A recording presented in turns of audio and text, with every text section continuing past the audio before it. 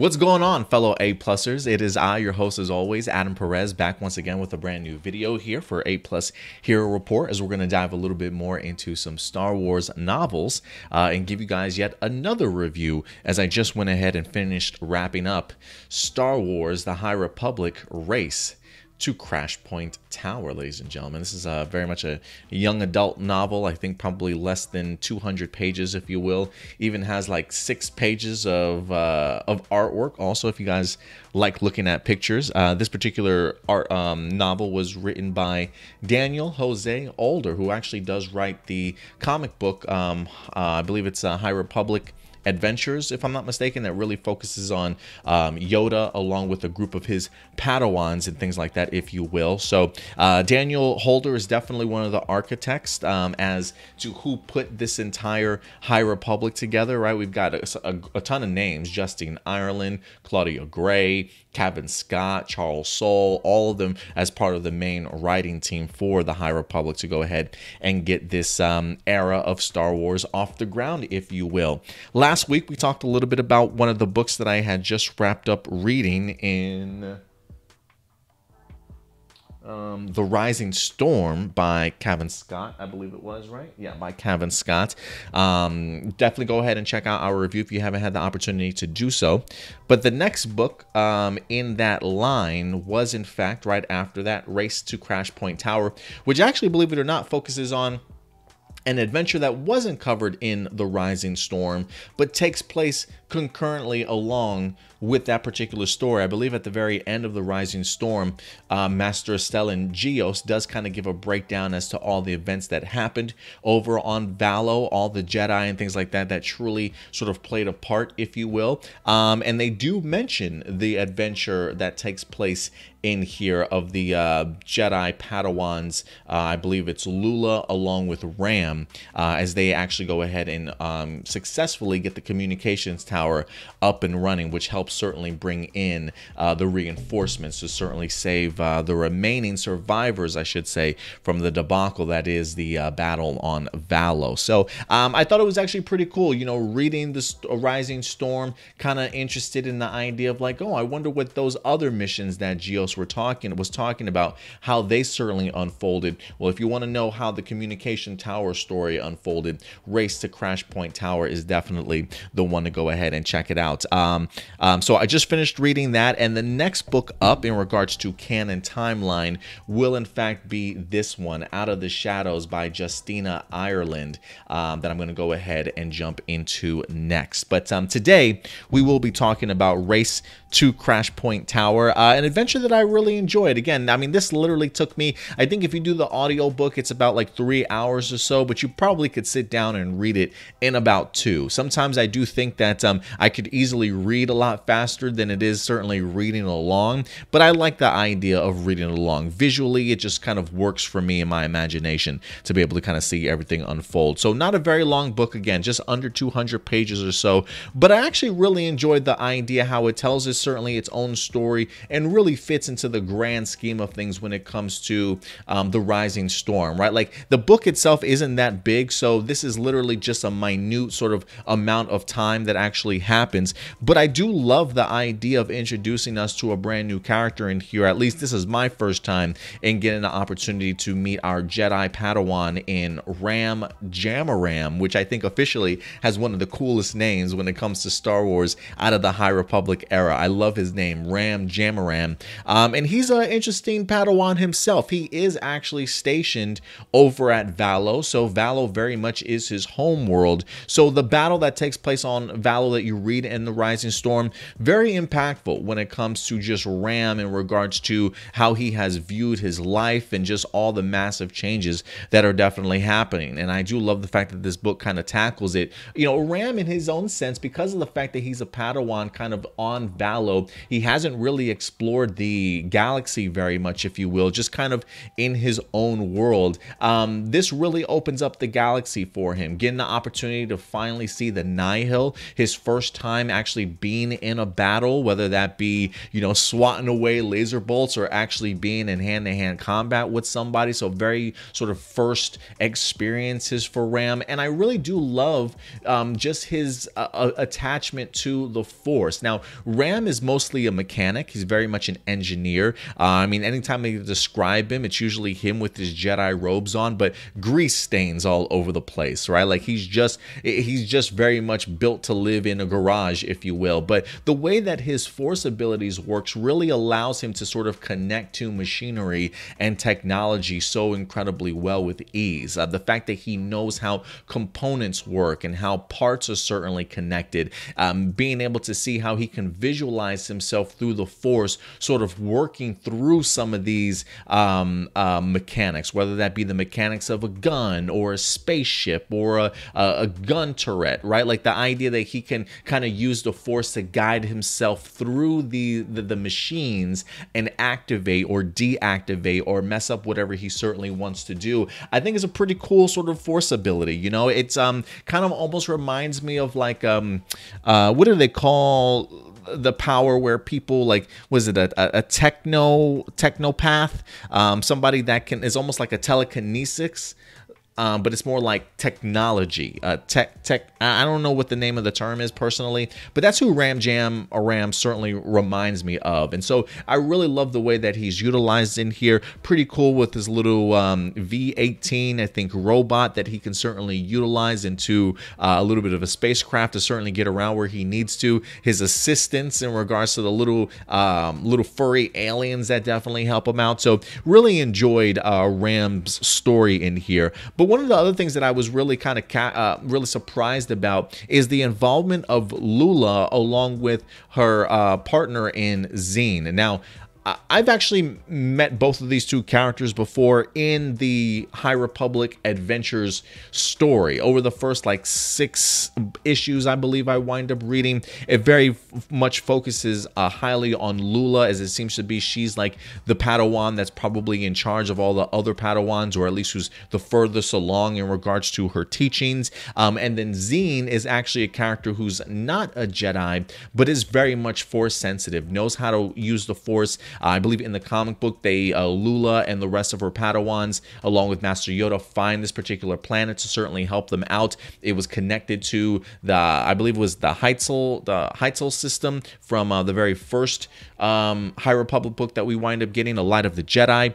And we get the opportunity to see Lula meeting Zine for the very first time on that particular planet, saving her and sort of bringing her on board. So the idea, and again, since this is written by Daniel Jose Older, who not only writes this book, but also the comic book itself in High Republic Adventures, it shouldn't surprise me that we get some of the comic book characters finally introduced sort of in novel form here in this particular book. And I was really thrilled to actually see some comic book characters be carried over into this novel. So I already had some experience with them, but then to kind of see them match up with somebody like Jamaram, see how they handle this mission and things like that together, I think it's pretty cool. Also, again, to kind of showcase Ram, truly what he's missing being on Valo. And really by the end of this book, giving him a much better understanding why it's very important for him to go out into the galaxy, get the opportunity to meet other Jedi, explore, be on different adventures to continue to grow yourself. And I think Ram definitely understands that by the end of this book. I also love the introduction, or not introduction, but having Ty Yorrick in this book also. She actually became one of my fan favorites by reading The Rising Storm. And just by reading The Rising Storm, you know some of the side missions and some of the things that she finds herself in. So to be able to see Ty teaming up with Ram in this book, similar to what they did over in the Rising Storm, and really interlacing those stories together really worked incredibly well for me. And it's not just like the jail cell scene that they had in this book, but it's also towards the end when we've got Ty riding on top of the dragon. I can't remember what the name of that species was, but we saw that also in the Rising Storm. So the connective tissues are definitely there, and they don't feel like they're stepping on each other's toes. If anything, there are moments when I feel like the same dialogue that's used whenever we are introducing moments or characters from the Rising Storm and seeing those moments taking place in this book, it does feel like sometimes even the dialogue is ripped right out of the Rising Storm and just implanted in there, just to make sure that they really don't sort of step on each other's toes. So and for me, this was actually, I felt like this is a really great companion to that of the Rising Storm, in the sense of allowing all this story of the Battle of Valo to truly be told and to kind of see how everything really fits together, honestly. So a great story overall. And plus, if anything, this book does at least hint at the idea that the Rising Storm kind of teased at the end, of seeing how the Drengir, the plant-based sort of force-sensitive plants, and the Nihil are kind of now sort of working together a little bit. I don't know if it's going to be like that in every situation where we see the Nihil and the Drengir, but this book, The Race to the Crashpoint Tower, definitely showcases how the Nihil are definitely using the Drengir, maybe to just the Nihil's own benefits, maybe even lying to the Drengir to a certain extent. So I am kind of curious if those same interactions will happen in other books, and if that teamwork and collaboration works at a much bigger scale at some particular point in time, and this moment is sort of just the beginning of that, if you will. So you can definitely tell that the tides is certainly turning. Before a young adult book that's only 200 pages or so, I thought a pretty concrete story. And if anything, also, you know, one of the other aspects of this book that I really enjoyed was probably the Lulu and Vernestra stuff. You know, we did read about Vernestra recently in the very early young adult books that we wind up having in the first wave. So to have Vernestra come back in here once again was pretty cool. She's like, I think the youngest Jedi Knight that they have so far when it comes to the Council or just the Jedi Order. She's about 16 years old as a Jedi Knight.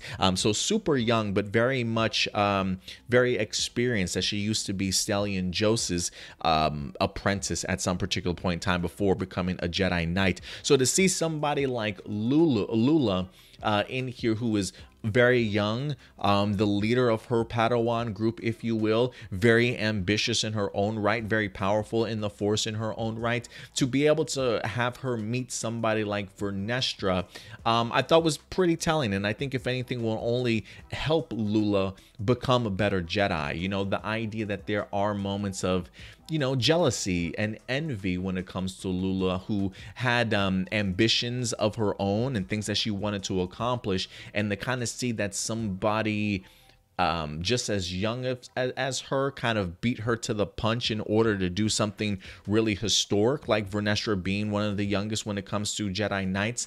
You know, having that jealousy and envy does go a long way, and I love the fact that we get sort of that confrontation in this book here. You know, Vernestra's like, hey, you know, your feelings are through you know, off the charts when it comes to in the Force. Like, everybody can feel your sort of anxiety and things like that, that you know, the feelings that you certainly have towards me. So I love the fact that she kind of opens up a little bit and, you know, learns a little bit more about attachment and things like that. And Vernestra really kind of showcasing to her why she is the Jedi Knight that she is, but also allowing Lula to not only be herself, but also learn something at the end of the day. And clearly a big lesson in regards to attachment, that yes, while Jedi could certainly love, there definitely has to be a balance when it comes to things, right? Not allowing those emotions and that attachments to sort of blind you from the overall thing that you're there to do, and that is in fact protect and save people, right? So you know, when you start putting others first, or putting yourself and your emotions first in regards to other people, that's when it really sort of becomes an issue. So I really do love the meetup between Vernestra and Lula, two very young characters in the Jedi Order, one a Jedi Knight, one a Padawan, but clearly still, one, proving why she's a Jedi Knight, but also helping another fellow Padawan deal with some of their own issues that they're having and certainly move on. Because by the end of this particular novel, I definitely feel like Lula, along with Ram, have definitely grown in regards to not only characters, but their status when it comes to Jedi. And for me, I'm always intrigued to kind of see a Jedi get their first taste of battle, right? How does this mold and shape them and change their decision making, certainly going forward as we continue as a viewer and as a reader to kind of see the High Republic grow and explore more stories. So I'm really interested to see how everybody and everything works out. And honestly, after reading this, it kind of makes me almost want to go back and dive into the comic books and things like that I'm missing, because again, it is very much all connected, and I think the High Republic era is doing a fantastic job, especially when it comes to not only the books and novels and comic books, but the publishing companies and writers are really on top of their game when it comes to this stuff. So a quick read, but yeah, a great companion book to The Rising Storm, ladies and gentlemen. But other than that, guys, that's going to do it for me here. I definitely recommend this book if you haven't had the opportunity to do so. I think you've got some great characters in here, great very lightheartedness, if you will, even when you've got terrible characters like the Nihil and the Drengir. It's very much a very easy read. So outside of that, on to the next one for me in Out of the Shadows. And once I'm wrapped up with that, guys, we definitely will be bringing you guys our review. So look, guys, if you've had the opportunity to read Race to Crashpoint Tower, what did you think of this particular novel? Did you enjoy it? How are you enjoying the High Republic era? And if you're not reading the novels, have any of these reviews certainly helped or at least piqued your interest? Definitely go ahead and let me know your thoughts in the live chat or the comment section box below, guys. But other than that, that's going to go ahead and do it for us here. But until next time, do us a big favor as always. Take care of yourselves, take care of each other, and keep it A+. I'll talk to you guys later. May the Force be with you. Bye.